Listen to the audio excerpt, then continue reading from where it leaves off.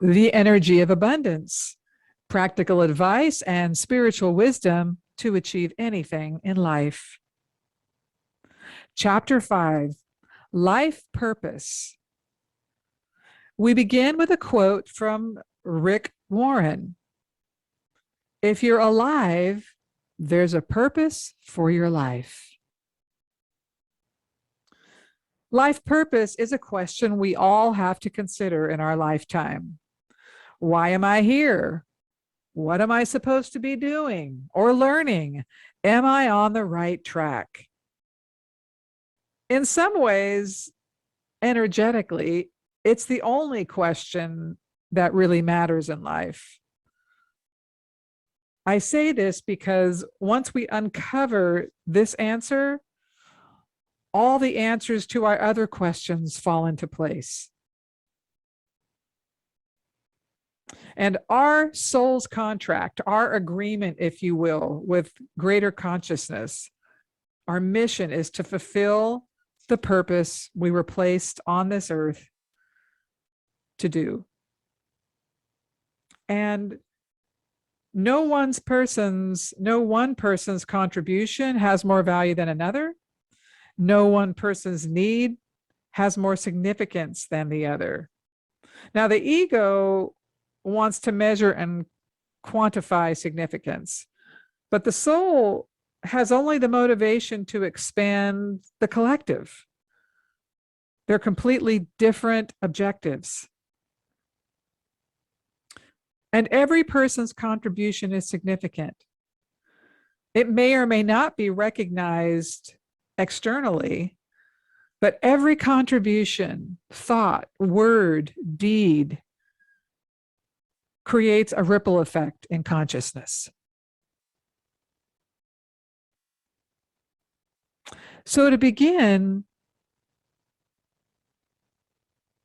if a person doesn't have awareness of their innate wholeness, the collective will not be whole. And the collective is all of us collectively evolving and emerging into our highest and best selves on a continuum to ultimate enlightenment. That's where we're all going. So each of us, in our own unique way, is making a contribution to an ultimate higher state of being for ourselves, for the collective.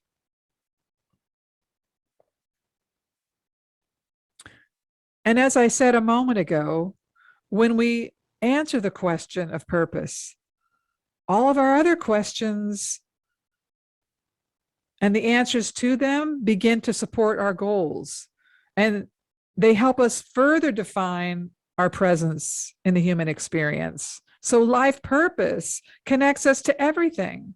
It connects us to ourselves, to love, to relationships, to career, to personal growth. So if we don't take the time to wake up, to wake ourselves up, to connect consciously to our purpose, abundance can feel very random. And life's meaning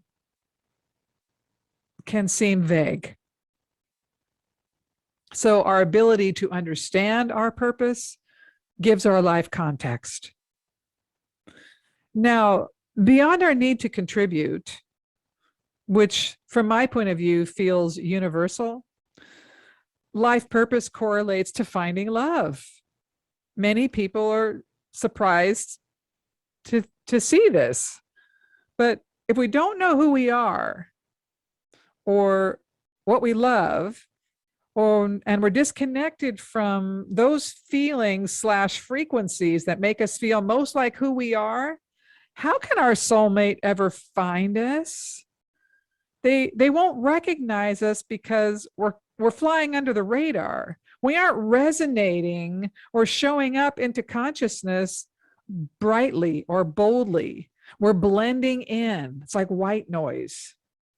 So in the energy game, Our signal, let's call it a signal, our frequency will just be too dim to be recognized by that essence who would see us as fantastic. We might as well be hiding under a rock. So if we don't express the fullness of our purpose in some way and show up energetically in the world authentically, love can have a hard time finding us. Or we'll find relationships we can exist in, but they won't fit well. And they may be filled with struggle or discontent. And relationships become arduous experiences rather than supportive and loving interactions. Now, there's not one right way to be in a relationship, and those who choose enormous growth, for instance, in a lifetime will often have many partners. Relationships are mechanisms for growth at their core. And if we have a purpose that insists upon growth, we may be in a state of change at a more rapid pace than what's typical. But life purpose impacts everything else. That's my point. So even with my own children, since they have been young, I've often said to them, figure out what you love and what makes you happy, and then we'll figure out how you can make a living at it when you're grown up. I'm telling them from the get-go to think about what they love. Unfortunately, this is not a dominant theory. More likely, it's the opposite theory. People are lost in trying to pick what they think is the right direction. Typically, it's more along the line of get a good paying job rather than what feels like the right direction. We tell our children to identify externally. People are urged to choose practicality over creativity or heart-driven purpose. But it doesn't have to be one or the other. It simply has to be authentic. And then we merge the best aspects of the two realities in order to bring abundance and totality to its form. You know, the thinking approach to what makes us happy mostly reflects scarcity consciousness more than anything else. Oh, it's not possible to make money doing what you love. I'll get a job and do my passion part-time or later. Now, that's fine. We all have free will to spend our energy in any fashion we choose. But in the energy game, what we love is our abundance. And if we align with our highest frequency vibrations and exchange those with greater consciousness, there's no way abundance won't find us. We are living abundantly, resonating abundance. It is the ultimate abundant collaboration. So some idea that choosing money and following purpose later is good sense is a little bit cuckoo from my point of view. Perhaps earning money short term as a means to fund your purpose makes some sense, but let's get down to it. Money is a frequency like any other. And if we give it more value than another frequency, we're not in balance or relating to the reality productively.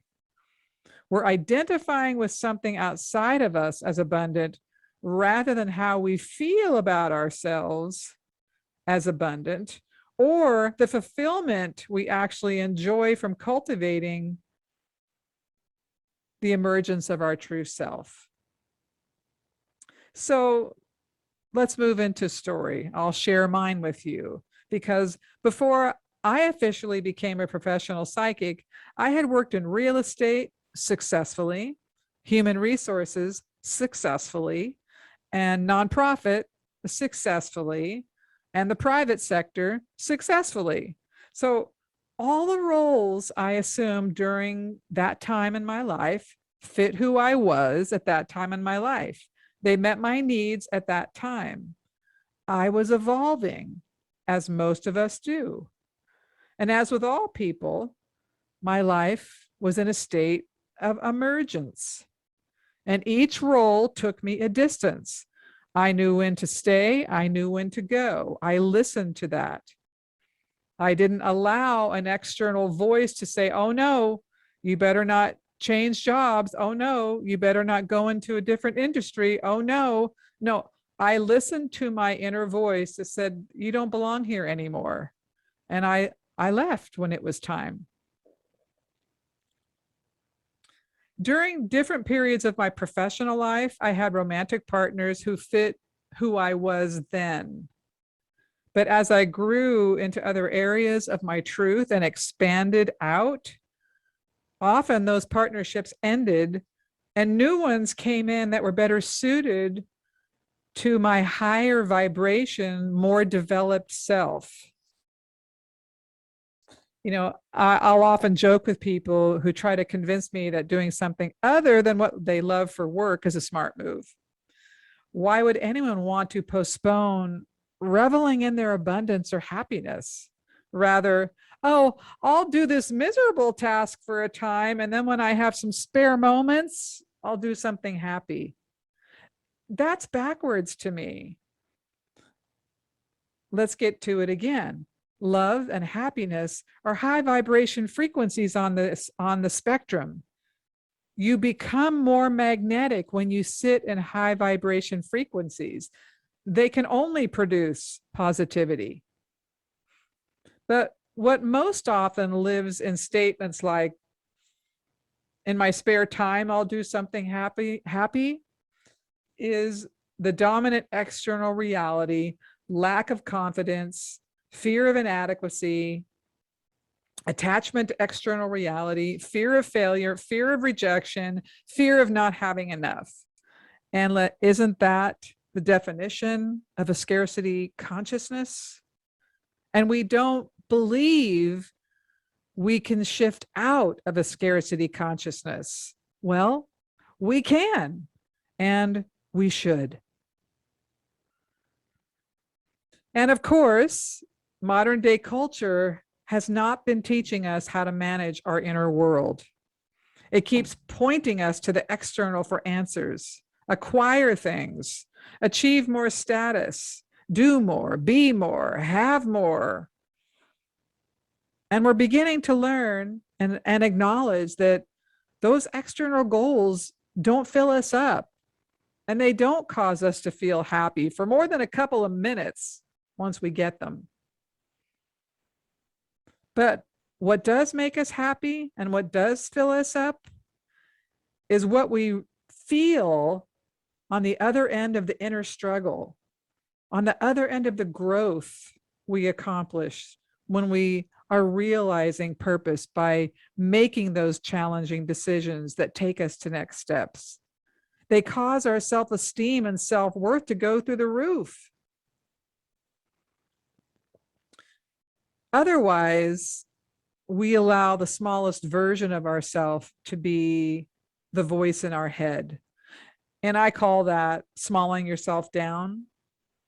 And when we small ourselves down, life becomes a self-fulfilling prophecy that reflects a less than point of view. I knew it wouldn't work out for me anyway. Who am I to think I could be X?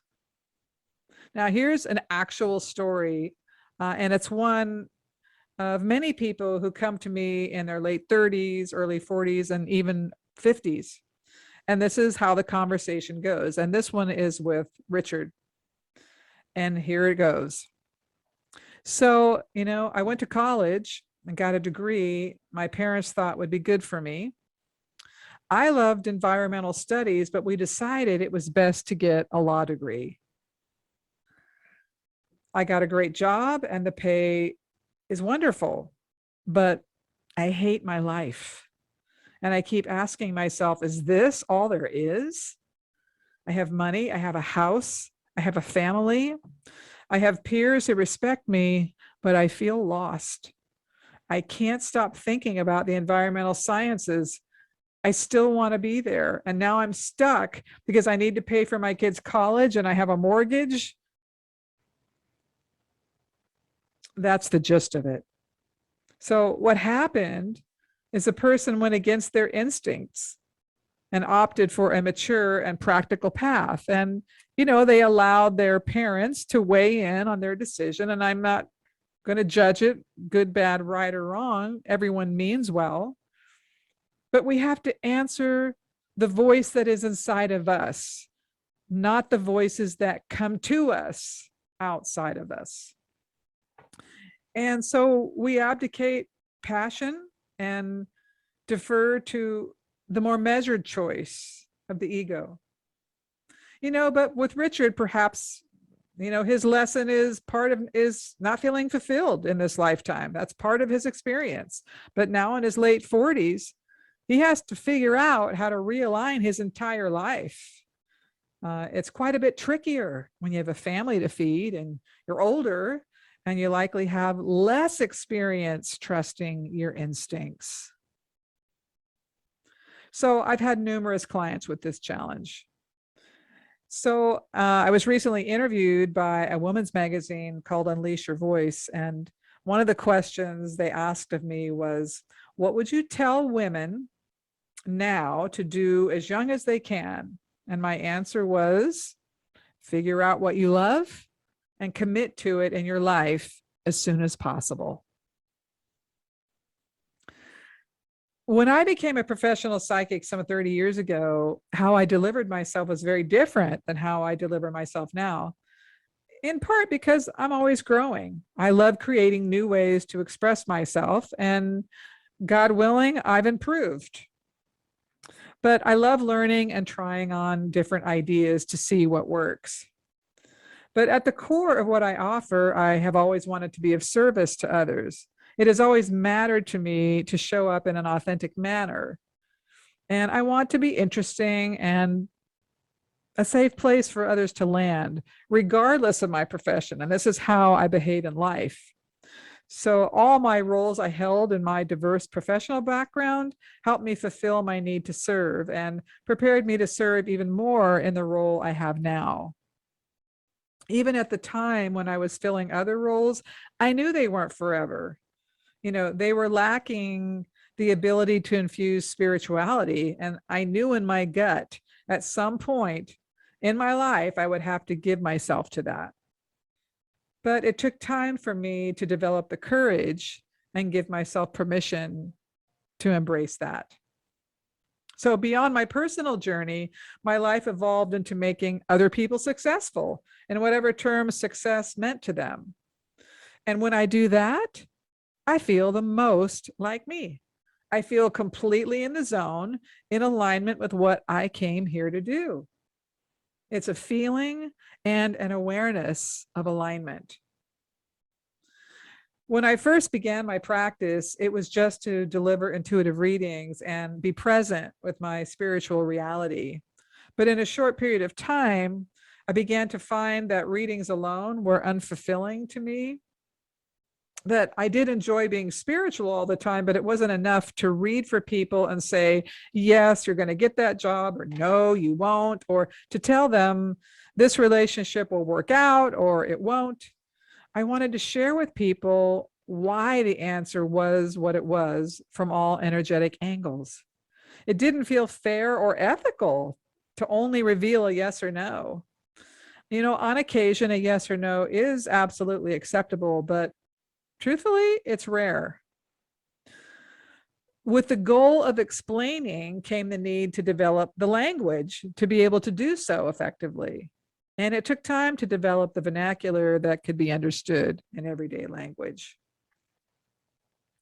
I realized pretty quickly after I started my business that most people don't ask a question that will cause them to expand or think deeply. They ask questions that are more superficial or surface in nature. And these questions provide temporary relief or stimulation. So here's an example. Rather than ask me, does he love me? The better question to be asked is, why don't I feel lovable? Does he love me? Pretty much masks a lack of confidence. If someone loves us, we know it, we feel it, it's not ambiguous.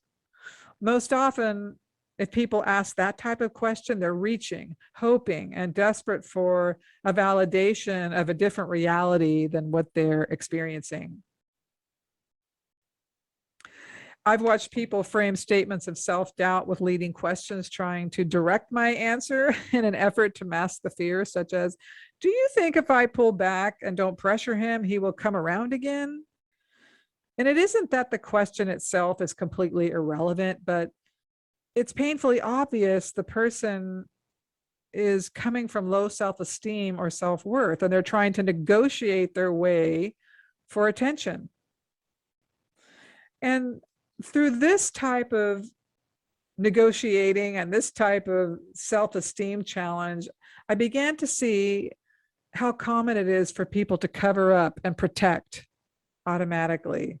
That life has trained so many of us to do just that, which is the opposite of being abundant. So I wanted to free people from this disconnect I saw them having with themselves, and I continue to do this because often people don't need therapy, they need retraining in how they relate to life. So most people come to psychics for validation of what their instincts are already telling them is true. And even if they ask me, does he love me? They already know the answer. But I wanted to go beyond the need for validation and give people a glimpse into the underlying question that would actually progress their life and their soul. Because when we sit in the center of our own truth, we can hear and respond to our inner navigation more productively. From that place, we're going to make good decisions. You know, psychic reading is wonderful, but it doesn't necessarily cause anyone to become empowered. It's a stimulation and gives people a glimpse into their broadest possibilities. And as I embarked on my vision of service, I began to think about what made a difference in my life. What helped me make the most was an awareness of my spiritual purpose. I began to look at people energetically to see what they came here to accomplish in a lifetime. And this ultimately became an integral part of my reading style and something I find extraordinarily fascinating to this day. At the beginning, when I first started reading, I had been aware of patterns and geometric shapes that revealed themselves when I looked into people's energy. But when I specifically looked for life purpose, or more accurately, soul's purpose, I became aware of what I now call a blueprint. And this is exactly what it looks like, sounds like. It looks like a schematic. And if you were to look at architectural blueprints or blueprints of any kind, that's what our system looks like to me. And the blueprint includes information about what we want to contribute, evolve beyond, heal, or experience in a lifetime. And within the blueprint, there are life themes, meaning that we have cycles within the blueprint that we will experience, and they determine what we focus on during various periods in our life. And there are many variations. There are common themes as well. No two people are alike, and people will share themes, but they'll still do the theme completely differently. And this is what makes looking at blueprints so fascinating. And many people consider life purpose synonymous with a career or a chosen profession, and it can be, but there are absolutely areas of talent, interest, and desire that match us up divinely to roles that will cause us to become our best selves and offer the best of what we have. And life purpose doesn't have to be career related. It can be about personal development. For instance, people come to the lifetime to learn about leadership, to learn to follow or be a scapegoat for a family, or they may come to learn about being ill or being a bully. Perhaps they want to explore healing, empathy, or violence. Our purpose is not always collective or specific in the manner we expect from the ego's perspective. And we can have multiple purposes in one lifetime. You know, when I look at someone's blueprint, it has multiple themes. Most people have 2 themes, many have 3. On occasion, I have seen 4, but there's a dominant structure and a set of frequencies we incarnate with. Yet within that structure, there are cycles. And the cycles or themes appear to be cumulative in nature, almost like graduation. When we've completed the learning or expansion of a certain theme, we move into the next theme. And we carry forward the learning of our previous cycle into our new cycle. One cycle or theme may be that of being the perfect child or the problem child. Another cycle may be to learn about integrity or finances or relationships or to manage family commitments. Every person has a different rhythm and motivation to their purposes and their themes. The only thing any person has to do to recognize their purpose at any given time in life is to pay attention to what's showing up in the moment. If there's a reoccurring issue with betrayal, job loss, or financial devastation, the purpose is to evolve beyond the limitations in that area. And so the individual, all they have to do is identify the feeling they have in the moment. Is the situation they're experiencing causing them to feel rejection, abandonment, power struggle, fear, love?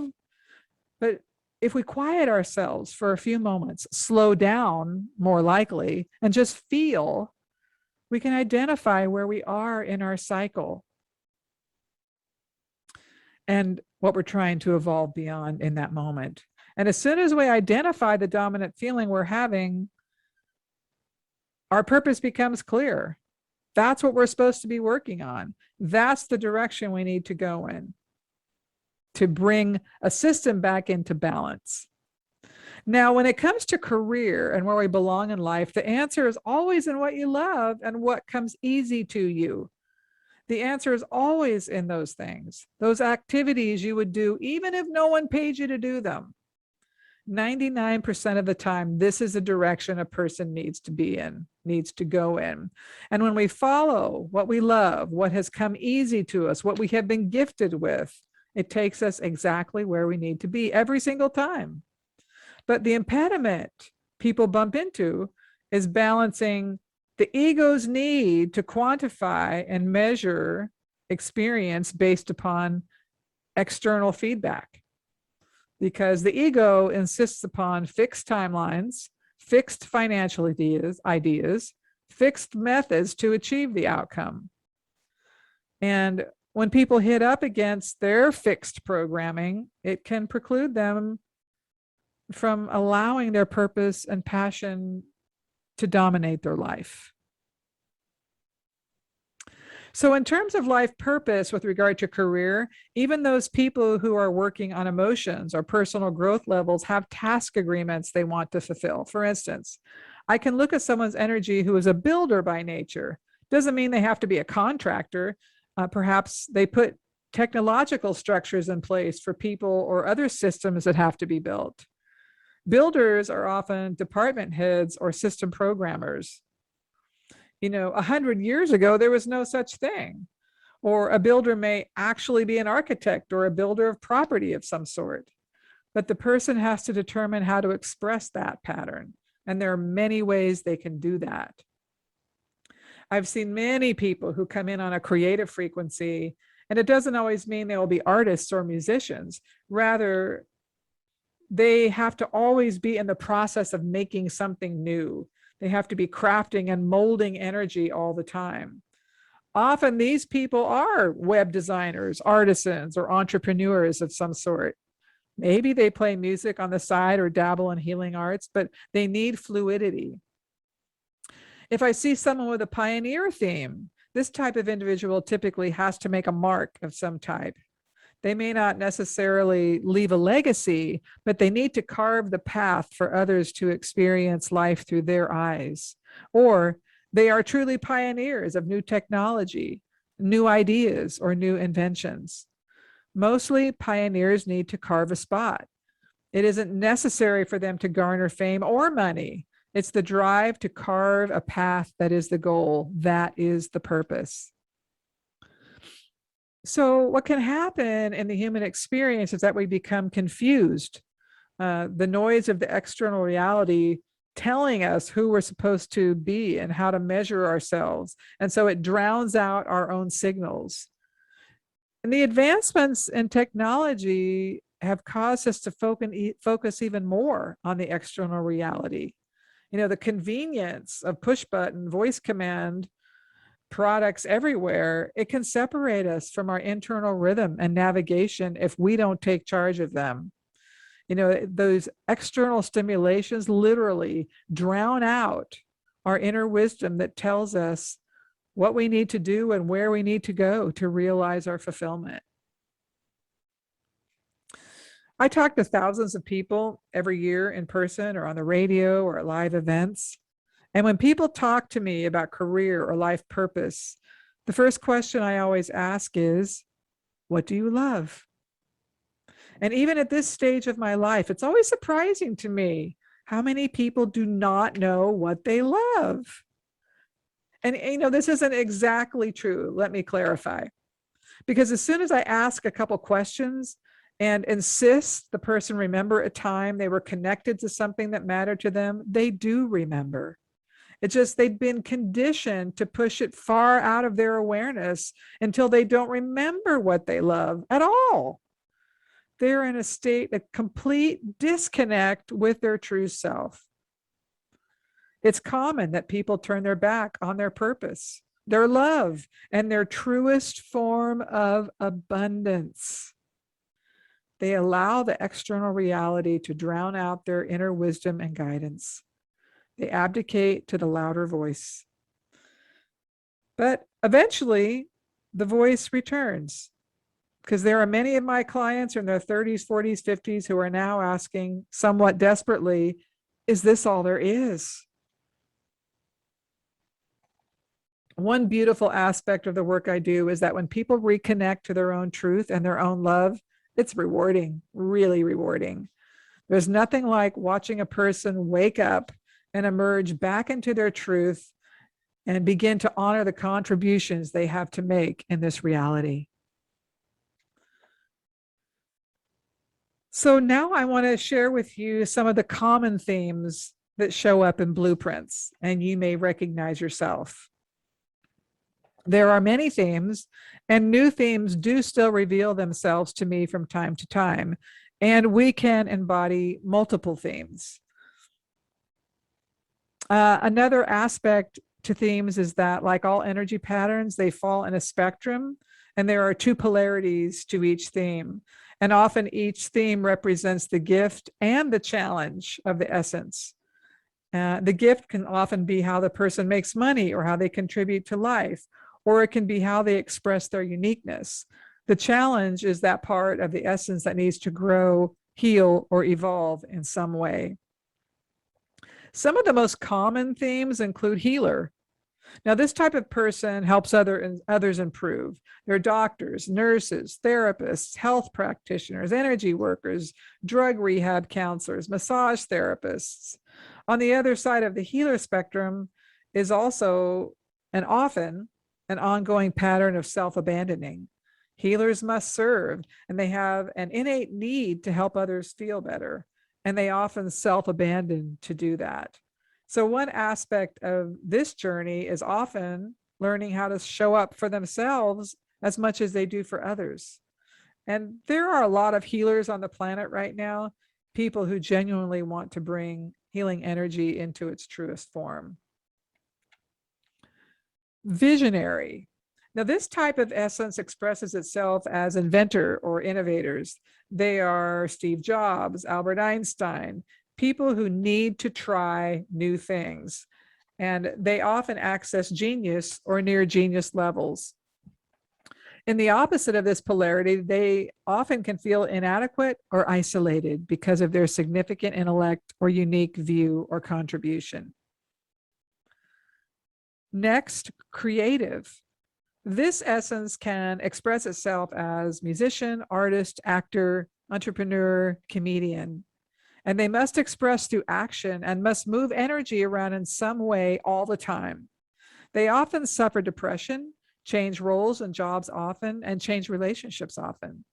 They have underlying discontent being in the body because it's dense and they want to soar. Victim. This essence expresses itself through creativity and nurturing, but the victim is also self-sacrificing to an extreme.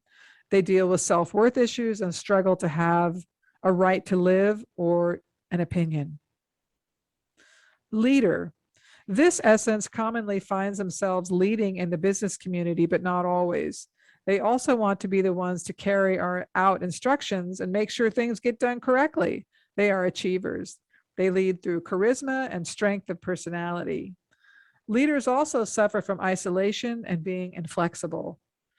If forward progress isn't being made at all times, a leader can feel frustrated and without purpose. Scavenger. With this essence, we often see it express itself through corruption, deception, and manipulation. These are often the people who commit crimes and identify with only getting their needs met at whatever cost, and the end always justifies the means. The other side of the polarity is the expression of unmet needs. Most often, the physical life has either been abusive or neglectful on a deep level. The emptiness and feeling no self-value causes them to express without empathy or value toward others. So these are some common examples of themes that emerge in a session or as one of many contributions that may emerge. And within these themes, I'm able to tell where a person is in their own evolutionary pattern, meaning are they 50% through a pattern or more in a lifetime? Are they stuck or not evolving past the theme? Because this can occur on occasion. And of course, although we're here to grow and evolve, that's the job. Expansion's exhausting. And our physical bodies can only integrate so much energy and information at certain paces. Many elements can impact our ability to integrate. People can reach a limit and simply choose not to grow anymore. For example, to an average thinker, no one would want to be in a victim pattern on purpose or for an extended period of time. Who would willingly choose to be treated in a less than manner on an ongoing basis? Who wants to feel unworthy with no sense of permission to thrive? Well, some victims are unable to create enough separation from the identification to align with a different perspective about what's possible for them. Their abuse may have been so severe, they simply run out of energy to try to affect long-term change in their perspective. So when it comes to purpose, life purpose, soul purpose, and the reason for being here, there isn't a right or wrong or one size fits all. We have a drawing, a schematic, the ideal of what we would like to experience in the lifetime. And even if we don't experience everything, it doesn't matter. We'll get to it another time. But we will deal with our frequencies in some form. But the nature of the soul is to evolve. And if we take a breather or slow down for a moment, it's all perfect and in divine order. It's not a race because there really is no finish line, just a continuum.